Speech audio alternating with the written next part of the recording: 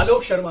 दोस्तों ये कोई नाम नहीं बल्कि एक उमंग है, एक लहर है, एक ताकत है। भोपाल लोकसभा के 18वें सांसद श्री आलोक शर्मा जी का जन्म 25 नवंबर 1967 में श्री गौरी शंकर शर्मा एवं श्रीमती विद्या शर्मा जी के परिवार में हुआ था। आलोक शर्मा जी 5 बेटों में तीसरे नंबर के बेटे हैं, जो बचपन से ही पढ़ाई में काफी होनहार थे और साथ ही साथ राजनीति में भी काफी सक्रिय थे। देश के प्रति उनके प्यार का अंदाजा आप इस बात से लगा सकते हैं कि स्कूल को बंक करके वो RSS की शाखाओं में जाते थे। चाय और जलेबी के शौकीन माननीय श्री आलोक शर्मा जी ने आज तक दोपहर का खाना अपने घर पे नहीं खाया है। भोपाल महापौर और पार्षद रह चुके श्री आलोक शर्मा जी 2 बार के विधानसभा चुनाव भी हार चुके हैं, लेकिन पार्टी ने जब उनको आदेश दिया कि आपको लोकसभा का चुनाव भी लड़ना है तो उन्होंने उसी उत्साह के साथ उस चुनाव को लड़ा और अपनी दोनों ही हार का बदला 5,01,499 वोट के मार्जिन से लिया। दोस्तों मुद्दा चाहे देश का हो या फिर आम जन का हो, आलोक शर्मा जी ने उस मुद्दे को न सिर्फ उठाया है बल्कि उसका निराकरण भी करके दिखाया है। तभी तो भोपाल के हर नागरिक की जुबान पर है एक ही नाम, श्री आलोक शर्मा। आलोक शर्मा जी को बचपन से ही राजनीति में काफी रुझान था।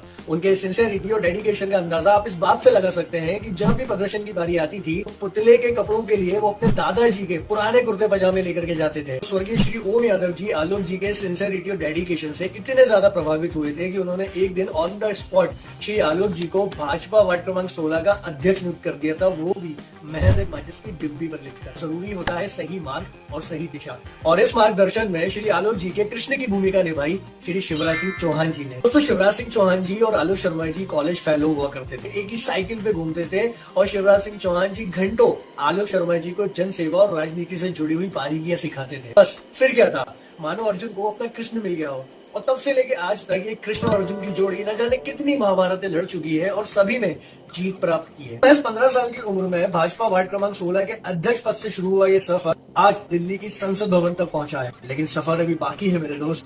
तभी तो दोस्तों मैं हमेशा कहता हूं कि श्री आलोक शर्मा जी मध्य प्रदेश की राजनीति के स्तंभ नहीं बल्कि प्राण। दोस्तों राजनेता, माफ कीजिएगा, जन सेवक श्री आलोक शर्मा जी का व्यक्तित्व कुछ इस प्रकार का है कि उनकी कथनी और करनी हमेशा पैरेलल चलती है।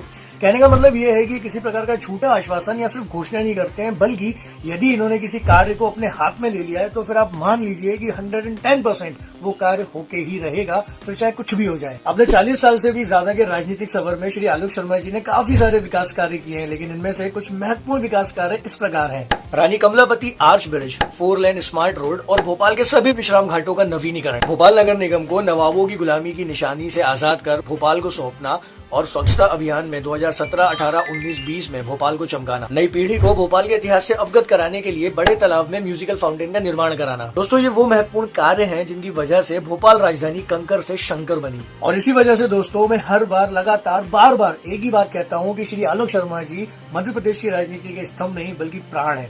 हम भोपाल वासियों की जान और शान है।